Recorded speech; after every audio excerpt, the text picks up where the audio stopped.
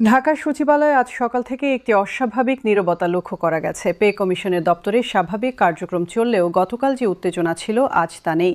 রাতারাতি পরিস্থিতি বদলে গেছে। যে আশায় বুক বেঁধেছিলেন লক্ষ লক্ষ সরকারি কর্মচারী, সেই আশায় এখন সংশয়ের ছায়া। গতকাল রাত 10:30টায় অর্থ মন্ত্রণালয়ে একটি জরুরি বৈঠক হয়। সেই বৈঠকে উপস্থিত ছিলেন অর্থ উপদেষ্টা, পরিকল্পনা কমিশনের সদস্যরা এবং বাংলাদেশ ব্যাংকের একজন ঊর্ধ্বতন কর্মকর্তা। বৈঠক শেষে যা বেরিয়ে এসেছে তা সরকারি কর্মচারীদের জন্য হতাশাজনক। অর্থনৈতিক বাস্তবতার কারণে নবম পে স্কেল বাস্তবায়নে সরকার এখন আরও সতর্ক অবস্থান নিয়েছে।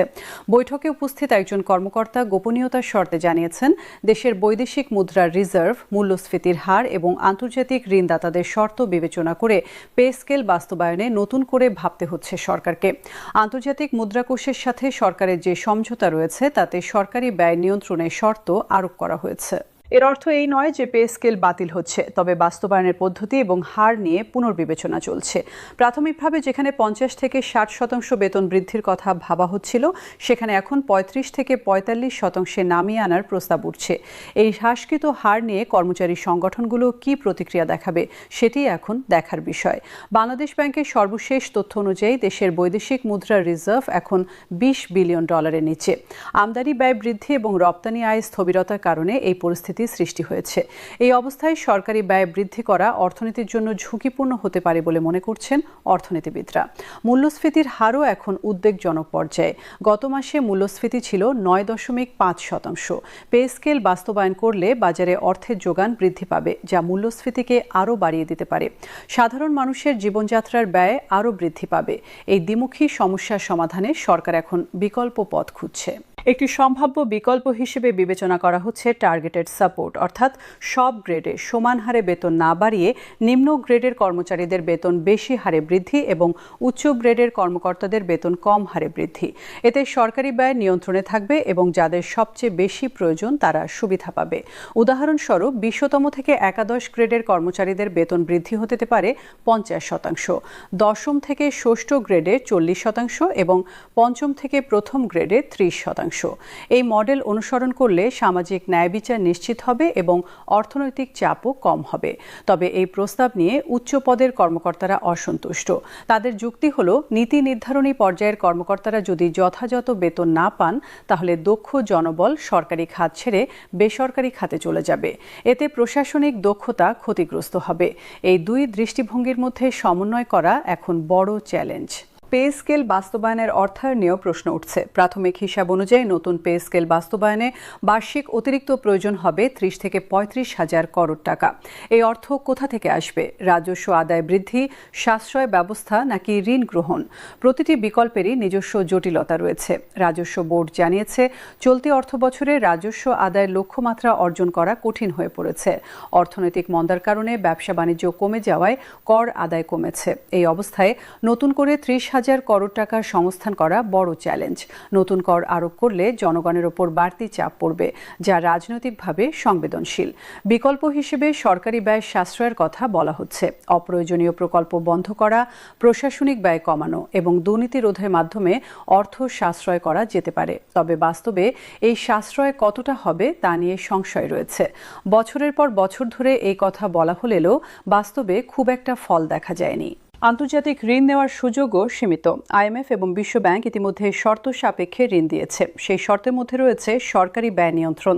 এই অবস্থায় বেতন বৃদ্ধির জন্য আরও ঋণ নেওয়া সম্ভব হবে কিনা তা নিয়ে সন্দেহ রয়েছে। কর্মচারী সংগঠনগুলো অবশ্য এসব যুক্তি মানতে রাজি নয়। তারা বলছেন, অর্থনৈতিক সংকট সরকারের ব্যর্থতার ফল। সেই ব্যর্থতার মূল্য কেন দেবে সরকারি কর্মচারীরা?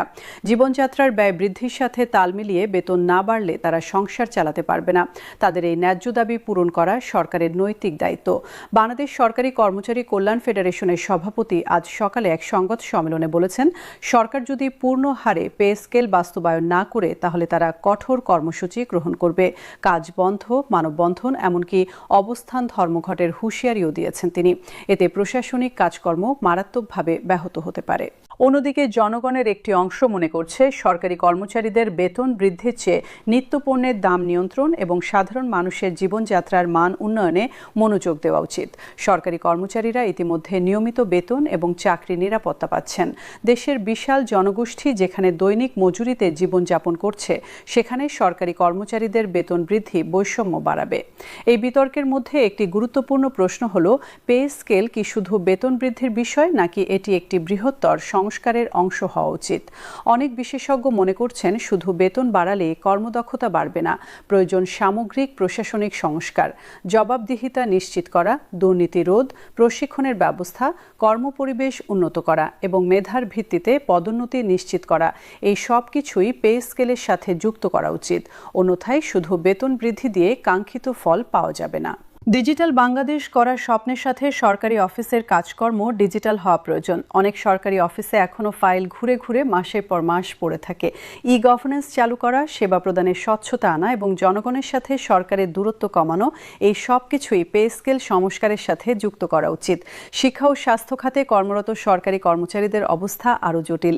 শিক্ষকরা যেখানে জাতি গড়ার কারিগর, সেখানে তাদের বেতন অপ্রতুল। স্বাস্থ্যকর্মীরা জীবনের ঝুঁকি নিয়ে সেবা দিচ্ছেন, কিন্তু তাদের বেতন ভাতা সন্তোষজনক নয়। এই দুই খাতে বিশেষ নজর দেওয়া প্রয়োজন। আইন শৃঙ্খলা রক্ষাকারী বাহিনীর সদস্যদের জন্য বিশেষ ব্যবস্থা থাকা উচিত। পুলিশ, বিজিবি, অ্যানসার সদস্যরা দিনরাত পরিশ্রম করে দেশের নিরাপত্তা নিশ্চিত করছেন। তাদের কাজে ঝুঁকি বিবেচনা করে ঝুঁকি ভাতা এবং অন্যান্য সুবিধা বাড়ানো উচিত। প্রতিবন্ধী কোটায় নিয়োগপ্রাপ্ত কর্মচারী, আদিবাসী কর্মচারী এবং নারী কর্মচারীদের বিশেষ চাহিদা বিবেচনা করাও জরুরি। তাদের জন্য বিশেষ সুবিধা এবং কর্মপরিবেশ নিশ্চিত করা পে স্কেলের অংশ হওয়া উচিত।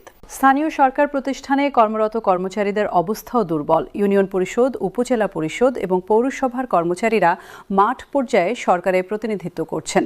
তাদের বেতন ভাতা কেন্দ্রীয় সরকারের কর্মচারীদের চেয়ে অনেক কম। এই বৈষম্য দূর করা প্রয়োজন। চুক্তিভিত্তিক কর্মচারীদের ভবিষ্যৎও অনিশ্চিত। সরকারি অফিসে এখন অনেক চুক্তিভিত্তিক কর্মী কাজ করছেন। তাদের কোনো চাকরি নিরাপত্তা নেই, পে স্কেলের সুবিধা নেই। এই বৈষম্য দূর করতে তাদেরও নিয়মিতকরণের ব্যবস্থা করা উচিত। বর্তমান পরিস্থিতিতে সরকার একটি কঠিন সিদ্ধান্তের মুখোমুখি। একদিকে কর্মচারীদের ন্যায্য দাবি, অন্যদিকে অর্থনৈতিক বাস্তবতা। এই দুইয়ের মধ্যে ভারসাম্য রক্ষা করাই এখন